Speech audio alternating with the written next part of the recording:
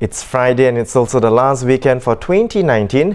You're watching The Big Story, where we will discuss the hottest topics of the day and explain why it matters. I'm Haryanto Diman, coming to you live from the Straits Times newsroom. The past week has seen a spike in pirate incidents in the Singapore Strait, a serious concern raised by regional piracy watchdog. The latest case was on an oil tanker on Christmas Day. Fortunately, the pirates were spotted by the vessel's chief engineer and fled empty-handed after the alarm system was triggered. The attack on oil tanker Stena Immortal in the Singapore Strait is the sixth pirate incident in just 6 days. The incident brings the total number of recorded piracy incidents so far this year in the Singapore Strait to 30. The Regional Cooperation Agreement on Combating Piracy and Armed Robbery Against Ships in Asia Information Sharing Centre said there is a possibility of further incidents in the Singapore Strait since the perpetrators were not arrested.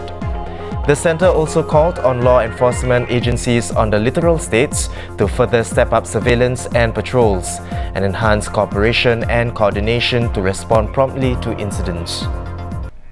To talk more about this, we have journalist Fabian Koh. Welcome, Fabian. Hi, Haryanto. Fabian, with the latest case, the sixth incident in 6 days, right, bringing it to a total of 30 cases so far this year. How serious is this pirate incident issue? Do we know why there is a spike? Okay, so we don't know why there's a spike, but if you're asking me how serious it is, well, you mentioned that there's 30, right? So just to give you a comparison, last year in the Straits of Singapore and Malacca, there were 8 cases. Yeah, and then the year before in 2017 there were 9, and the year before that there was even less, there was only 2. Okay. So you can see that it's actually quite a spike, this year having 30. Yeah. How serious it is? Well, most of Singapore's trade, or a very, very significant chunk of Singapore's trade comes by sea. So Singapore itself is like we are a water state, basically, surrounded by water on all sides. So it clearly compromises the safety of the ships and the crew members and the captains who are running the ships, when they are traveling around Singapore and entering our ports. So it's clear how the presence of the pirates would actually affect us. Right. Yeah. So the cases in the past week, the 2 that happened on Monday. Right. Yeah, it happened in quick succession. Yeah, 2 hours apart, less than 2 hours apart. Yeah. So for that one, no one got injured, no goods were taken, but we can't take it for granted because the 2 cases happened last Friday. Yeah, in that one, there was one crew member who was hurt on the neck. Okay. Yeah, and then the perpetrators got away with a gold chain and stuff like engine spare parts. Yeah, that sort of thing. Let's focus on the latest case. Do we know who the pirates were, and if so, how did they carry out the attack?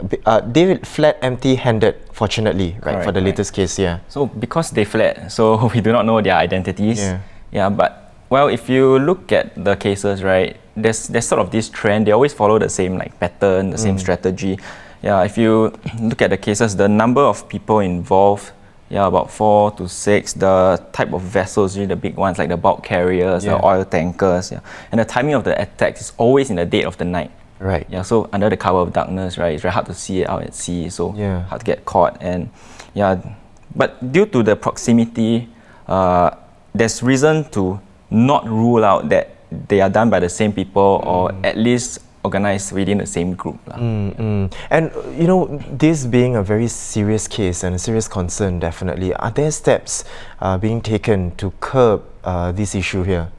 Well, Singapore is working closely with our immediate neighbours, Malaysia and Indonesia, to monitor and just patrol the waters.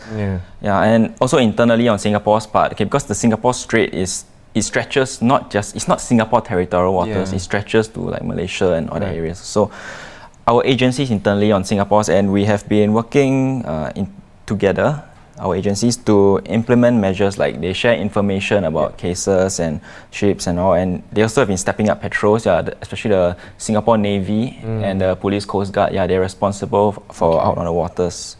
So they keep Singapore territorial waters safe and our shipping lanes safe. Of course, surveillance and patrols have been stepped up to ensure that the security is not compromised as well. I'm pretty sure that would be a natural course of action. Yes.